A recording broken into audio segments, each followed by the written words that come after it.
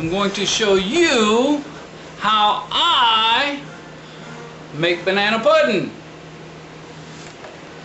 First, I want to assure you that I use good, high quality Nilla wafers. Second of all, what I would like to show you is that I use a high quality Jello pudding. Banana cream, of course. What else would I use, right? So here we go, ladies and gentlemen. We're going to use just regular old Walmart milk. Now, as you can see here, I've taken the Nilla wafers, and they come in a little plastic aluminum foil pack like this. And I just poured me some out here, and I am so good at making vanilla pudding. Is this vanilla pudding? No, it's banana pudding. But I'm so good at making this that I just poured the right amount the first time. And then I flipped them all up because I like for them to lay with the round side down. That way when I pour the pudding in there, the pudding can get underneath it, you know, and it can like form and mold around and underneath, and it makes it taste so good. And see, I'm using a high quality banana from Walmart. It's let me see if I can find the name of this. Fruits and Veggies,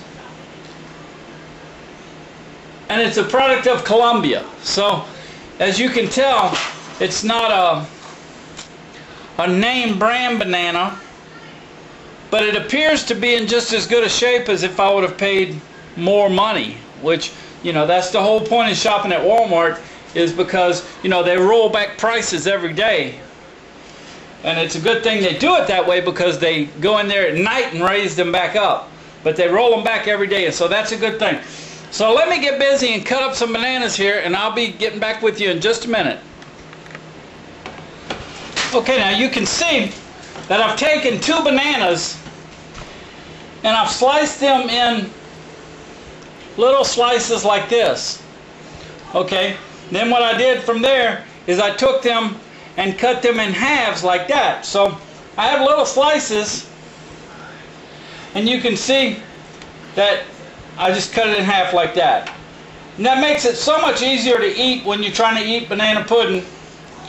And I think the people like it better like that. And you'll see that I use a big knife. This is a Royal Norfolk knife, and it's stainless steel. It's made in China. I prefer the blades that are made in China because the ones that are made in U.S. cost too much. And these are cheap. They're made by slave labor over in China. And I like cheap. I like to buy cheap stuff. And that's the reason I buy my stuff from China. A lot of things I prefer to get them from the States, but most of the things I just go ahead and get them from China because, you know, you can pick them up right there at Walmart.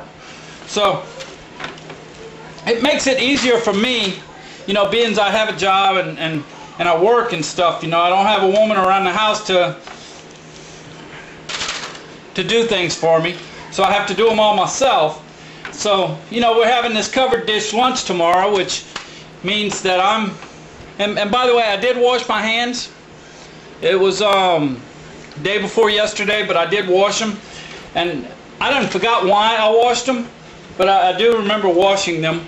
And so fear not that I'm handling all of this food like this, because, you know, I would always want to keep everything sanitary. And that's the reason I wash my dishes. And I used to have a wife. I used to be married, and I had a wife, and she took care of all of that stuff for me. But she don't do that no more.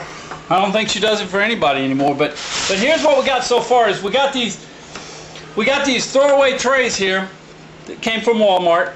They're probably made in China. I didn't look to see on the label. I'll check that after a while for you. But they probably came from China. They're probably made by the real cheap slave labor over there. And that's what I like to buy from Walmart, made in China, you know. And I really like dealing with the Chinese, you know, because the Chinese need the money. They need our support and stuff. But I looked on the little throwaway trays, and I found that they are not made in China. These little throwaway trays are made in USA. So, you know, I stand corrected that, you know, I do use some USA made products. So this particular one manufactured looks like in Lake Forest, Illinois. So, you know, hallelujah for those Illinois folks is stepping up and making some cheap products for us, because you know, they probably got some cheap labor over there. I don't know, they may be paying people 12 bucks an hour, I don't know, which 12 bucks an hour is really cheap labor if you stop and think about it. But I like supporting the Chinese. In fact, I was talking to a Chinese man today, and he was telling me about how he likes to support America and stuff. You know, we was talking and stuff, and all of a sudden, I don't know how it turned, how the conversation turned, but he told me that he really likes cataracts.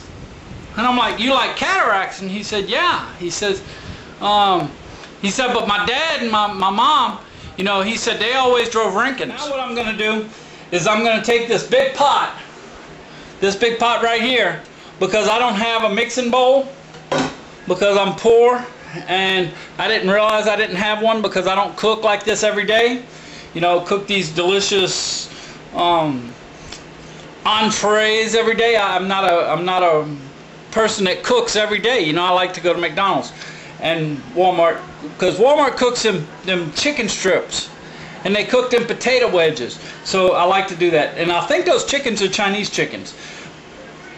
So right now what I'm going to do is I'm going to turn you off, and I'm going to mix some pudding up in this big pot over here, and then I'm going to pour it in here, and I'll show you when I pour it in here, and you'll see how it smooths out and how it makes everything look good. And then I'm going to put it in the refrigerator and let it set, you know, so it can get thick. And then when it gets thick, then I'm going to leave it set till tomorrow, and then tomorrow I'm going to put the Cool Whip on it right before I take it to the covered dish dinner thing. So I'm going to turn you off right now, and I'll put you right back on in just a minute, so that I don't bore you with my stirring action. I'll be right back. Okay, I've got it stirred up now, and I'm going to lay this, I'm going to pull this back up under here where you can see it,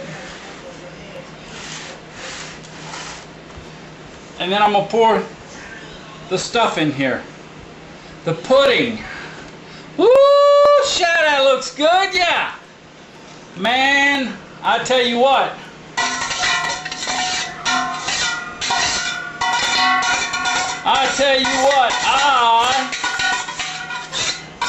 I know some stuff about this cooking.